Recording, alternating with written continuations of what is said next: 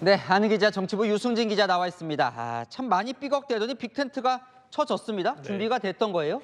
전격 발표다 이렇게 말하는 게 맞을 것 같습니다. 오늘 발표 날도 우여곡절이 참 많았거든요. 원래 이 3시에 한다고 기자들에게 알렸다가 3시 40분 그러다가 3시 50분 계속 늦어졌습니다. 당명 결정이 가장 힘들었다고 하는데요. 이낙연 전 대표가 새로운 미래를 포기하고 이준석 전 대표가 써오던 개혁신당을 받아들이면서 실무진들 다들 한시름 놓았다고 합니다. 아니, 갑자기 어떻게 된 거예요? 예. 네, 제3지대 책임자는 한마디로 이렇게 말을 하더라고요. 공멸 위기인데 따질 게 어디 있냐고요. 설 연휴 밥상에 오르지 못하면 진짜 끝이다 이런 절박함이 빅텐트를 성사시킨 건데요. 이번 주 여론조사를 보면 절박함이 이해가 됩니다. 정당 지지율을 한번 보면요. 이준석 전 대표의 개혁신당 4%, 이낙연 전 대표와 민주당 탈당파 신당이 3%에 불과합니다. 각자 도생이 쉽지 않은 수치인 거죠. 그래도 다 합친다면 9%, 10% 안팎은 되는 거니까 합치는 게 낫다는 판단입니다.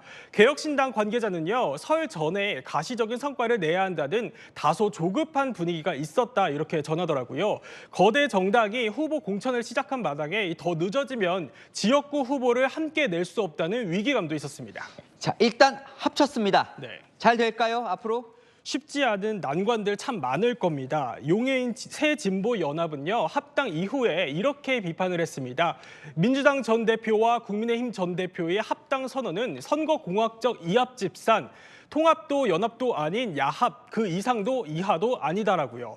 개혁신당은 이 합당 실무 절차에 들어가야 하거든요. 합당을 하려면 당원 당규 정강 정책부터 합의를 해야겠죠. 보수와 진보 정당 대표 출신들이 이념과 지향점을 함께 담아야 하는 거죠. 이준석 전 대표가 내놓은 이 노인 지하철 무임승차 폐지, 여성 신규 공무원 병역 의무화 등 파격적인 공약들도 어떻게 할 건지 이걸 정해야 합니다. 그 벽을 넘으면 공천을 함께 해야 하는데요. 지역구와 비례대표 후보 순번을 정하는 데 있어서 각자의 지분을 요구하면서 갈등을 벌일 소지는 다분합니다. 자, 어쨌든 빅텐트는 쳐졌습니다. 이번 총선에 어떤 변수가 될까요? 아직 예측은 쉽지 않고요. 대신 이렇게 말할 수 있을 것 같습니다. 개혁신당 성공의 키는 국민의힘과 민주당이 쥐고 있다 이렇게요.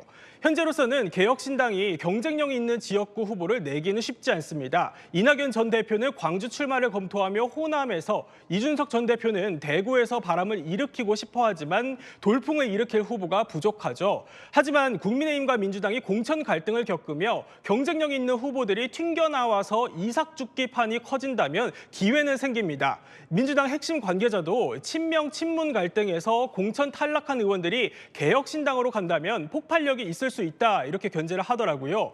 개혁신당의 성공, 여야가 공천에 성공하면 그 가능성은 줄어들고요. 잡음이 커지면 승산은 생길 겁니다. 네, 유승진 기자 잠시 후에 또 이야기 나눠보도록 하고요.